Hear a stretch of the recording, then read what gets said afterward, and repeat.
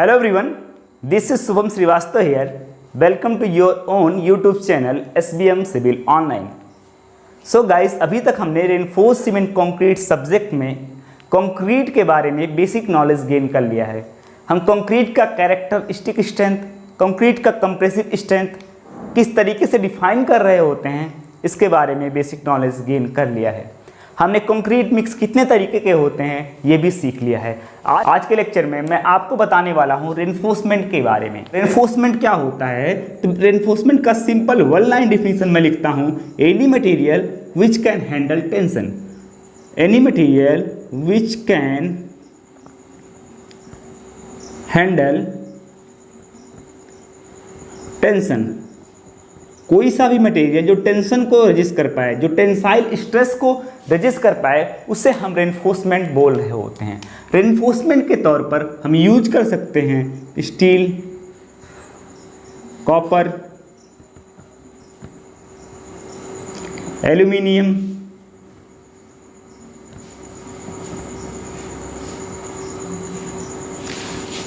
Plastic fibre. But guys, यहाँ पे question arise होता है कि आरसीसी स्ट्रक्चर में मेनली हम स्टील को एज ए रेनफोर्समेंट यूज कर रहे होते हैं। स्टील यूज हो रहा होता है as a reinforced material.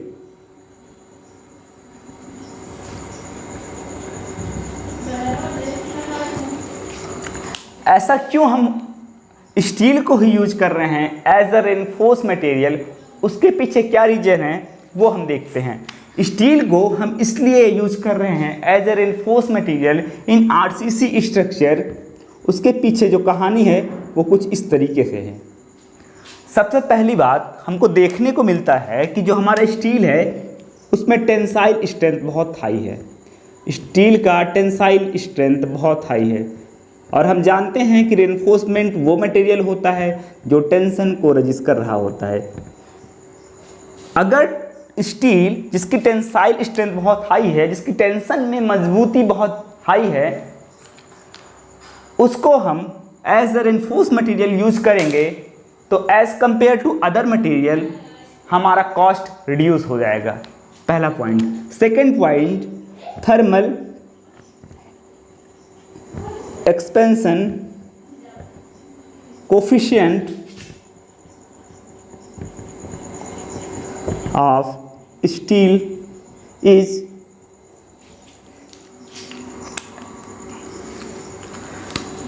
equal to या approximate equal to thermal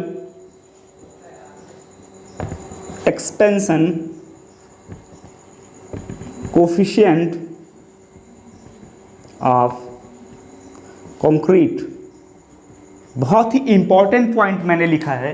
interview point of view से अगर देखें तो इंटरव्यू में पूछा जाता है कि क्यों हम स्टील को as a reinforce material use कर रहे होते हैं। क्योंकि गाइस, जो थर्मल एक्सपेंशन कोफिशिएंट होता है हमारे स्टील का, वो लगभग इक्वल होता है thermal expansion coefficient of concrete का। हमें क्या एडवांटेज इससे मिलता है वो मैं आपको समझाता हूँ। आप मान लीजिए कि ये बीम का एक क्रॉस सेक्शन मैंने दिखा रखा है और इस बीम में बॉटम में steel as a reinforcement use हो रहा होगा। यहाँ पे मैंने बॉटम में steel as a reinforcement use कर रखा है। ठीक है, ये हमारा क्या है, एक क्रॉस सेक्शन है और यहाँ पे कंक्रीट लगा होगा। किस चीज़ का क्रॉस सेक्शन है? बीम का क्रॉस सेक्शन है। मैं आपको एक एग्जांपल दे रहा हूँ। ठीक है, यहाँ तक आपको समझ में बात आ रहा होगा। अच्छा, अब हम मान के चलते हैं, एग्जांपल लेते हैं कि थर्मल, हम ऐसा एज्यूम कर रहे हैं कि थर्मल एक्सपेंशन कोफिशिएंट जो स्टील का है वो लोअर है as compare to thermal expansion coefficient of concrete. ठीक है, अब गाइस ध्यान से देखिएगा कि अगर मैं टेम्परेचर बढ़ाऊं और मैं बोल रहा हूँ कि अल्फ़ा कंक्रीट का ग्रेटर है अल्फ़ा स्टील से, तो होगा क्या, हमारा कंक्रीट एक्सपेंड होना स्टार्ट होगा। हमारा कंक्रीट कुछ यहाँ पे आ जाएगा, एक्सपेंड होते होते कंक्रीट यहाँ तक आ जाएगा। ठीक है, जब कंक्रीट एक्सपेंड होते होते यहाँ तक गाइस आ जाएगा और हमारा स्टील उतना तेज़ी से एक्सपेंड नहीं हो पाएगा, उतने तेज़ी से एलोंगेशन स्टील में नहीं मिल पाएगा, तो यहाँ पे क्रैक स्टील और कंक्रीट के बीच आ जाएगा। यहाँ पे क्रैक आ जाएगा। क्यों क्रैक आ जाएगा? क्योंकि जितने तेज़ी से एक्सपेंशन कंक्रीट में हो रहा था उतने तेज़ी से स्टील में एक्सपेंशन नहीं हो पाया। तो दोनों जो संग संग अभी तक थे वो संग संग नहीं रह पाएंगे, वो दोनों अलग अलग हो जाएंगे। इसीलिए steel as a reinforce material हम इसलिए यूज कर पा रहे हैं क्योंकि स्टील का थर्मल एक्सपेंशन कोफिशिएंट जो है वो लगभग कंक्रीट के इक्वल है। जब कंक्रीट के दोनों इक्वल हो जाएगा, जब इसका थर्मल एक्सपेंशन कोफिशिएंट कंक्रीट का स्टील से इक्वल हो जाएगा, तो मतलब अगर टेम्परेचर बढ़े या टेम्परेचर घटे, दोनों संग संग बढ़ेंगे और दोनों संग संग घटेंगे। मतलब दोनों में लीनियर या दोनों में ऐसा बोल सकते हैं कि एक समान एक्सपेंशन या दोनों में एक समान कॉन्ट्रैक्शन आ रहा होगा। इतनी बात शायद आपको क्लियर हो गया होगा। सबसे इंपॉर्टेंट पॉइंट जो मैंने बताया कि thermal expansion coefficient of steel as compare to thermal expansion coefficient of concrete is equal. इतनी बात आपको समझ में आ चुकी होगी। तीसरा जो पॉइंट है, हमारा स्टील जो है वो इकोनॉमिकल है। चौथा पॉइंट है, स्टील इन्वायरमेंट में अवेलेबल है।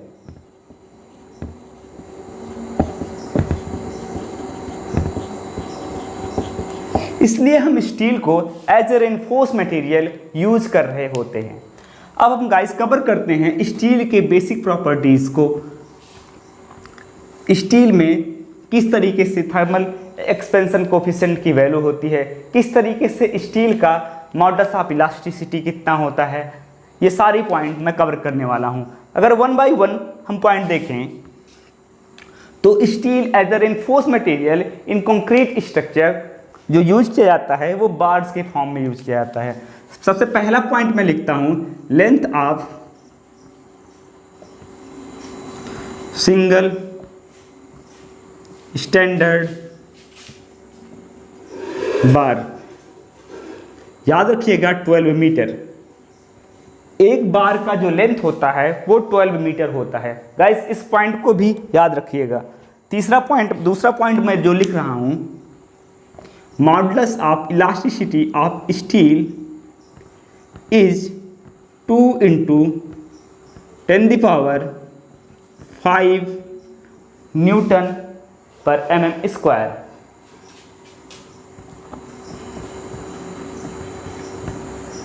ठीक है। तीसरा point, thermal expansion coefficient of steel is 12 × 10⁻⁶ पर सेंटीग्रेड। अगर हम बात करें स्टील की डेंसिटी कितनी होती है, तो gamma of steel, gamma means steel की डेंसिटी, मैं डेंसिटी की बात कर रहा हूँ या लिख देता हूँ डेंसिटी जो होगी स्टील की वो कितनी होगी, उसके बारे में अगर हम बात करें तो 7850। और जो मोस्ट इम्पॉर्टेंट है, यूनिट ध्यान रखिएगा, kg/m³ ले रहे होते हैं। इतनी बात हमने स्टील के बारे में बता दिया है। इससे रेनफोर्समेंट हटा के स्टील में लिख देता हूँ स्टील। आप इसका स्क्रीनशॉट ले सकते हैं। सो गाइस अगर देखें मार्केट में कितने ग्रेड में स्टील अवेलेबल है, कितने टाइप का स्टील अवेलेबल है, उसकी बात करें तो देखते हैं हम कि स्टील हमारे मार्केट में 3 फॉर्म्स में अवेलेबल है। पहला वो स्टील जिसे हम बोलते हैं माइल्ड स्टील, दूसरा स्टील HYSD स्टील, तीसरा स्टील जो है वो है हमारा TMT बार, थर्मो मैकेनिकली ट्रीटेड बार। और रिसेंट डेवलप कुछ बार्स आए हैं, उनके बारे में भी हम बात कर रहे होंगे। रिसेंट डेवलप्ड बार, अगर माइल्ड स्टील के बारे में बात करें तो माइल्ड स्टील गाइस प्लेन बार होता है, कुछ इस तरीके से प्लेन बार होता है। अगर माइल्ड स्टील का मैं दिखाऊं तो माइल्ड स्टील कुछ इस तरीके से प्लेन बार होता है, सबसे पहला पॉइंट। नेक्स्ट पॉइंट जो है, माइल्ड स्टील लो टेंसाइल स्ट्रेंथ वाला बार है, लो टेंसाइल स्ट्रेंथ होती है किसका, माइल्ड स्टील का। तीसरा पॉइंट जो मोस्ट इंपॉर्टेंट पॉइंट है, डक्टिलिटी बहुत हाई होती है, डक्टिलिटी वैल्यू बहुत हाई होती है माइल्ड स्टील का। और हाई डक्टिलिटी होने की वजह से हम माइल्ड स्टील को यूज कर रहे होते हैं इन अर्थक्वेक,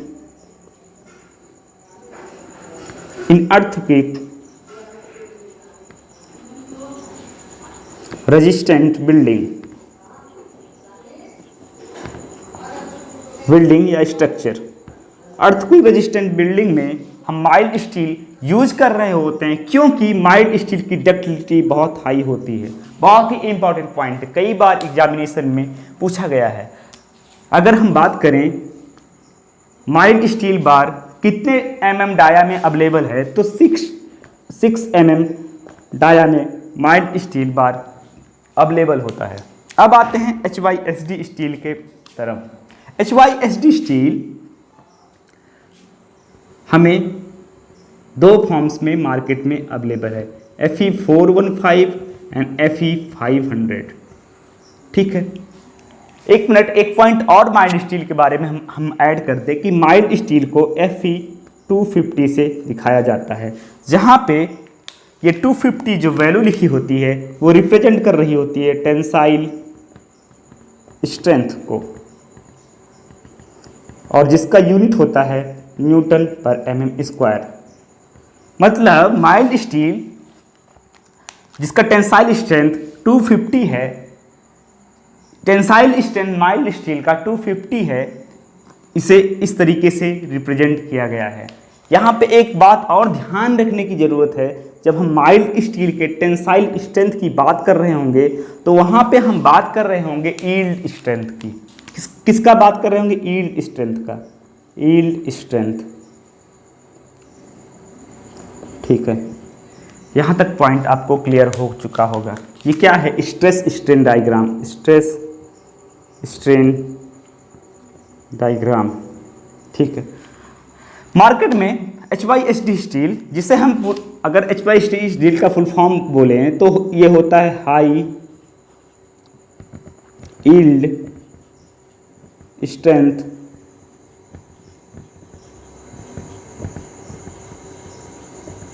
डिफॉर्म्ड बार, HYSD बार। HYSD बार किस तरीके से बनाया जाता है अगर मैं आपको बताऊं, एक मिनट के लिए आप अगर देखें, आपने कहीं ना कहीं स्ट्रेस स्ट्रेन डायग्राम आप स्टील पढ़ रखा होगा। इस एक्सिस पे स्ट्रेन और इस एक्सिस पे स्ट्रेस ले रहे होते हैं। अब होता क्या है कि स्ट्रेस स्ट्रेन डायग्राम हमें कुछ इस तरीके से स्टील के लिए मिल रहा होता है। ठीक है, इस तरीके से मिल रहा होगा। यहाँ पे यील्ड स्ट्रेंथ हमें मिल रही होगी, यील्ड स्ट्रेंथ, यहाँ पे यील्ड स्ट्रेंथ की वैल्यू हमें मिल रही होगी यहाँ पे। ठीक है, लोअर और अपर दो यील्ड पॉइंट होते हैं स्ट्रेस स्ट्रेन डायग्राम के। अगर स्ट्रेस स्ट्रेन डायग्राम को आप अच्छे से पढ़ना चाहते हैं तो उसके लिए मैं आपको अलग से एक वीडियो बना के डाल दूंगा। सो अभी आप यहाँ तक ही समझिए कि जो हमारा स्ट्रेस स्ट्रेन डायग्राम होता है, जिस पॉइंट के बाद यील्डिंग स्टार्ट होती है, यील्डिंग मीन्स अगर आप देखें, अगर स्टील को हम इस तरीके से टेंशन में खींचते हैं, टेंसाइल फोर्स लगाते हैं, तो स्टील धीरे धीरे बीच से पतला होता जाता है, धीरे धीरे बीच से पतला होता जाता है, इस तरीके से धीरे धीरे पतला होता जाता है और एलोंगेशन इसमें आने लगता है। ठीक है, तो जो ये पतला हो रहा है इसी को यील्डिंग बोलते हैं, इसी को यील्डिंग बोलते हैं। इतना बात समझ में आ चुका है। तो हम HYSD steel high yield strength deform bar इस तरीके से बनाते हैं कि इसी बार को, जो माइल्ड स्टील का बार था, इसी बार में हम कार्बन का परसेंटेज बढ़ा देते हैं।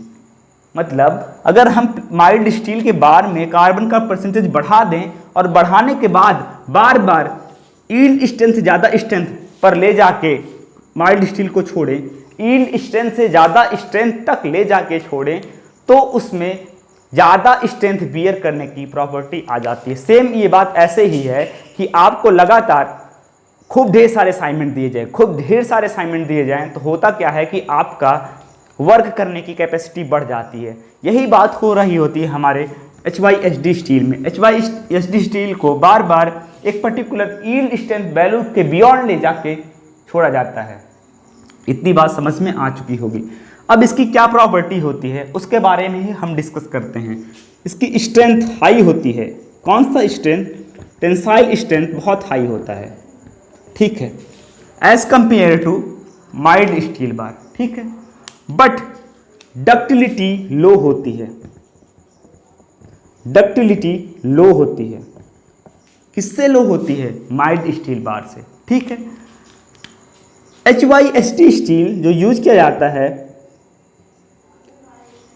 इंडिया में, वो लगभग 1990 तक हम यूज कर रहे थे इन इंडिया, ठीक है। HYSD स्टील के बारे में इतना ही इंपॉर्टेंट पॉइंट था। मार्केट में दो फॉर्म्स में अवेलेबल है, Fe415 एंड Fe500। अगर हम बात करें HYSD स्टील का शेप के बारे में, तो HYSD स्टील हमें मार्केट में रिब्ड फॉर्म में अवेलेबल होता है। यहाँ पे रिब्ड बने होते हैं, यहाँ पे रिब्ड बने होते हैं, यहाँ पे रिब्ड बने होते हैं। आपने देखा होगा HYSD स्टील में किस तरीके से रिब्ड बने होते हैं। मेरे पास एक सैंपल है, मैं इसके थ्रू दिखा रहा हूँ। यहाँ पे ये रिब्ड बने हुए हैं। ये जो रिब्ड बने हुए हैं, इसी रिब्ड को मैंने यहाँ पे दिखा रखा है। अगर HYSD स्टील के डाया की बात करें तो ये 8 mm, 10 mm, 12 mm से लेके 32 mm डाया तक अवेलेबल है मार्केट में, ठीक है। अब हम आते हैं TMT बार की तरफ, थर्मो मैकेनिकली ट्रीटेड बार की तरफ। TMT बार हमारे लिए बहुत इंपॉर्टेंट बार होता है। TMT बार का अगर फुल फॉर्म देखें तो इसे बोल रहे होते हैं थर्मो मैकेनिकली या मैकेनिकल ट्रीटेड बार। क्यों थर्मो मैकेनिकली ट्रीटेड बार बोलते हैं, इसको समझिए। HYSD स्टील बार को अगर हम HYSD स्टील बार को अगर हम थर्मल और मैकेनिकल प्रोसेस के थ्रू पास कराते हैं, HYSD स्टील बार को अगर हम थर्मल और मैकेनिकल प्रोसेस के थ्रू पास कराते हैं, तो HYSD स्टील के बार में कुछ सर्टेन प्रॉपर्टीज और आ जाती हैं। और इस तरीके का जो बार होता है जिसमें थर्मल और मैकेनिकल प्रोसेस साइमल्टेनियसली अप्लाई किया गया होता है, इस तरीके के बार को हम TMT बार या थर्मो मैकेनिकली ट्रीटेड बार बोल रहे होते हैं। अगर इनके प्रॉपर्टीज की बात करें तो हाई स्ट्रेंथ होता है। कौन सा स्ट्रेंथ होता है? टेंसाइल स्ट्रेंथ, ऑब्वियस सी बात है। दूसरा पॉइंट अगर बात करें तो डक्टिलिटी हाई होती है। हाई होती है, किससे हाई होती है? अगर हम बात करें तो डक्टिलिटी हाई होती है हमारे HYSD स्टील से। HYSD स्टील से डक्टिलिटी हाई होती है, बट डक्टिलिटी उतना भी नहीं होता जितना माइल्ड स्टील का होता है, बट स्ट्रेंथ बहुत ज़्यादा हाई हो रहा होता है। इतनी बात क्लियर करके चलिएगा। TMT बार में अगर हम बात करें, TMT बार की सबसे मेन इंपॉर्टेंट जो खासियत है, जो मैं बताने जा रहा हूँ, बहुत ध्यान से समझिएगा। अगर TMT बार के मैं क्रॉस सेक्शन को दिखाऊंगा तो क्रॉस सेक्शन मुझे कुछ इस तरीके से देखने को मिलता है।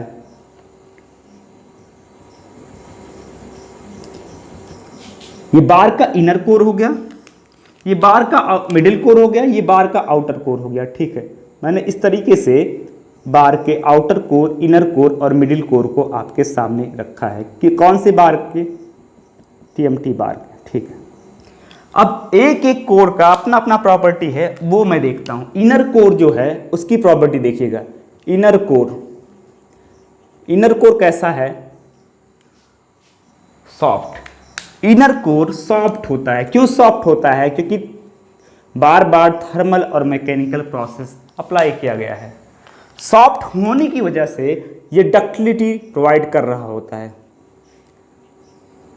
डक्टिलिटी को बढ़ा रहा होता है, ठीक है। इनर कोर रिस्पॉन्सिबल होता है डक्टिलिटी को, क्योंकि वो सॉफ्ट होता है। मिडिल कोर हार्ड होता है, hard middle core. Hard middle core होने की वजह से स्ट्रेंथ बढ़ गया होता है, स्ट्रेंथ हाई हो जाता है, ठीक है। और सबसे मोस्ट इंपॉर्टेंट जो मैं बताने जा रहा हूं, जो बहुत ध्यान से देखिएगा, ये आउटर कोर जो होता है, आउटर कोर, इस कोर में कोरोजन से रेजिस्टेंस की प्रॉपर्टी होती है, corrosion resistance property. Outer core जो होता है वो कोरोजन से रेजिस्टेंस प्रोवाइड कर रहा होता है। अगर मैं बोलूं कि ये टीएमटी बार रहा होगा, तो टीएमटी बार में ये आउटर कोर जो होगा, आउटर सरफेस जो होगा, वो कुछ इस तरीके से होगा कि उसमें कोरोजन बहुत ही कम लगेगा, कोरोजन से रेजिस्टेंस बहुत ज़्यादा हाई होगा, फायर से रेजिस्टेंस बहुत ज़्यादा हाई होगा। सो एक पॉइंट और ऐड करते हैं कि थर्मोमैकेनिकल बार जो होता है वो कैसा होता है, corrosion resistance, corrosion resistant property उसमें हो रहा होता है, प्रॉपर्टी होता है। मैंने बहुत शॉर्ट में इन सारे पॉइंट को कवर करने की कोशिश की है, क्योंकि हमको जल्दी से जल्दी सब कुछ कवर करना है। आप अगर अपने सेमेस्टर एग्जाम में लिख रहे होंगे तो पूरा पॉइंट बना के लिखेंगे, ढेर सारा पॉइंट मैंने आपको बता दिया है। अगर रिसेंट डेवलप बार की बात करें तो रिसेंट डेवलप बार हमारे मार्केट में 55D, 55D, 600D कुछ इस तरीके से अवेलेबल हैं, जहां D डक्टिलिटी को रिप्रेजेंट कर रहा होता है। सो गाइस, अगर हम देखें अभी तक हमने क्या डिस्कस किया, अगर इस लेक्चर का ओवरव्यू देखते हैं तो हमने पढ़ा कि रेनफोर्समेंट क्या होता है। Reinforcement means any material which can handle tension. Reinforcement के तौर पे कॉपर, एल्युमिनियम, स्टील को हम यूज कर सकते थे, बट हमने स्टील को ही एज ए रेनफोर्समेंट यूज किया। क्यों यूज किया? क्योंकि स्टील का टेंसाइल स्ट्रेंथ बहुत हाई था। सबसे मेन प्रॉपर्टी स्टील में हमको ये देखने को मिला कि स्टील का थर्मल एलोंगेशन कोफिशिएंट जो था, थर्मल एक्सपेंशन कोफिशिएंट जो था, वो लगभग बराबर था हमारे कंक्रीट के थर्मल एक्सपेंशन कोफिशिएंट से।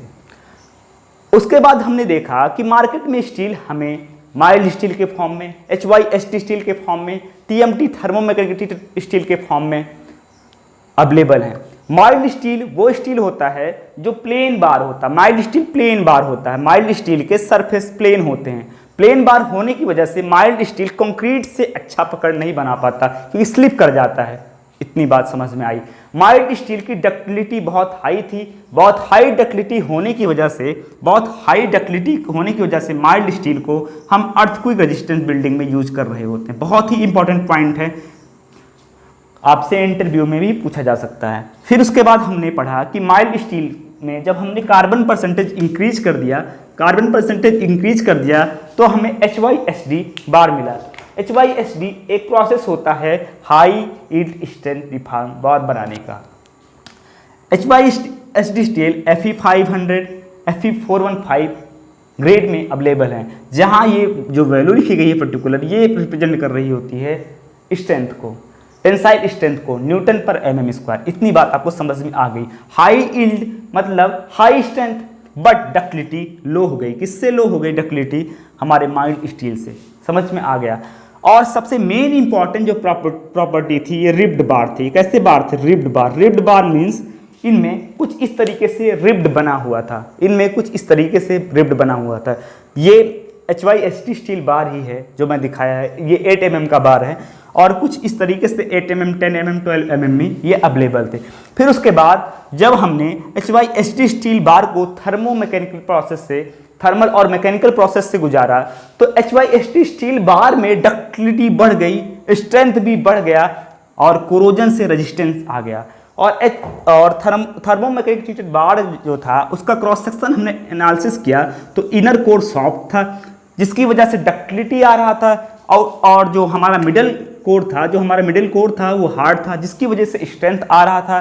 और आउटर कोर जो मोस्ट इंपॉर्टेंट कोर था उसमें कोरोजन और फायर से रेजिस्टेंस था। रिसेंट डेवलप बार जो मार्केट में अवेलेबल हैं, जिनमें डी रिप्रेजेंट कर रहा होगा डक्टिलिटी को, जिनकी डक्टिलिटी बहुत ज़्यादा हाई है, ये भी यूज किए जा रहे हैं आजकल अर्थक्वेक रेजिस्टेंस बिल्डिंग में।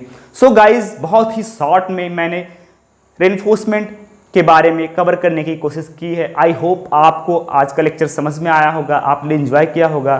सो गाइज, अगर आपको लगता है कि आपने कुछ भी आज वैल्यूएबल सीखा है तो इस चैनल को जरूर सब्सक्राइब करिए और वीडियो को लाइक करिएगा। सो गाइज, यहीं पे हम अपना लेक्चर ख़त्म करते हैं। तब तक के लिए आप पढ़ते रहिए और लाइफ को एंजॉय करते रहिए। जय हिंद।